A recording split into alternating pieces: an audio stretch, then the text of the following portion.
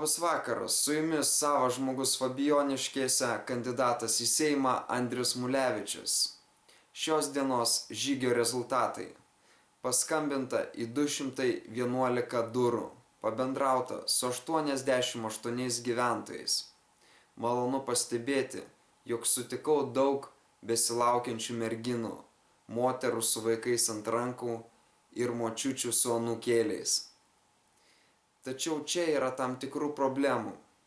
Visų pirma, tai vaikų žaidimų aikštelių stoka, taip pat vietų darželiuose trūkumas, bei tiesiog būsto įsigijimo klausimai jaunoms šeimoms.